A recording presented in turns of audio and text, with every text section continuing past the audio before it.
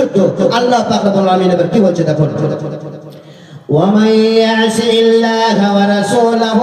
ويتعدى حدوده يدخله نارا خالدا فيها وله عذاب مهين الله رب العالمين বলেন ومن يعص الله ورسوله যে ব্যক্তি কি করলো আল্লাহ ও আল্লাহর রাসূলের কথাকে অমান্য করলো মানলো না আল্লাহ এবং আল্লাহ রাসূলের কথাকে মানলো না আল্লাহ ও আল্লাহ রাসূলের আনুগত্য করলো না আল্লাহ ও আল্লাহ রাসূলের কথাকে মর্যাদা দিল না মূল্যায়ন দিল না আল্লাহ ও আল্লাহ রাসূলের কথাকে অমান্য করে চললো তারপরে আল্লাহ পাক রব্বুল আলামিন বললেন ওয়ায়াতাআদ্দা হুদুদাহু আর কি করলো সে ব্যক্তি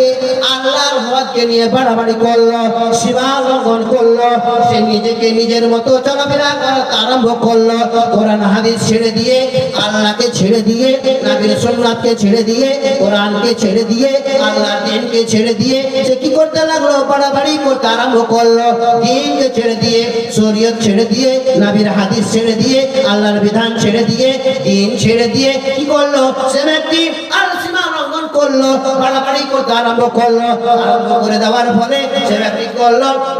দিন ছেড়ে দেওয়ার কারণে দিন ছেড়ে দেওয়ার ফলে সে কি করলো সীমা লঙ্ঘন করলো আল্লাহর হকের আল্লাহ পাক রব্বুল আলামিন যে বিধান বেঁধে দিয়েছেন আল্লাহ যে হুকুম দিয়েছেন হুকুম না মেনে আল্লাহর সঙ্গে অন্যায় করে নবীর সঙ্গে অন্যায় করে নবীর কথার মূল্যায়ন না দিয়ে আল্লাহ পাক রব্বুল আলামিনের সেই নির্দেশের মূল্যায়ন না দিয়ে কোরআনের মূল্যায়ন না দিয়ে হাদিসের মূল্যায়ন না দিয়ে আমরা কি করলাম বাড়াবাড়ি করলাম সীমা লঙ্ঘন করলাম এই সীমা লঙ্ঘন করার কারণে আমরা কোথায় যাব আল্লাহ পাক রব্বুল আলামিন বললেন ইদখুলহু নারান খালিদান ফিহা আল্লাহ বললেন আমি তাদেরকে আমি সেই ব্যক্তিকে আমি তাকে কি করব চিরস্থায়ী জাহান্নামে নিক্ষেপ করব তার জন্য জাহান্নাম রয়েছে আবাসস্থান রয়েছে জাহান্নাম তার বসবাসের জায়গা হচ্ছে জাহান্নাম চিরকালের জন্য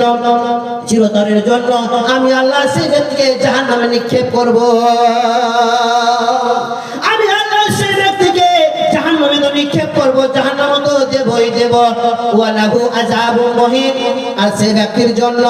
জাহান্নামের মধ্যে রয়েছে অপমানজনক শাস্তি আহারে আল্লাহ পাক রব্বুল আলামিন সেই ব্যক্তিকে অপমানজনক শাস্তি দেবে লজ্জাজনক শাস্তি দেবে সে অপমান হবে লজ্জিত হবে পদদলিত হবে অপদস্থ হবে এমন আযাব দেওয়া হবে এমন কঠিন শাস্তি দেওয়া হবে শাস্তির কারণে শাস্তির ফলে সে ব্যক্তি কি হবে অপমান হবে লজ্জিত হবে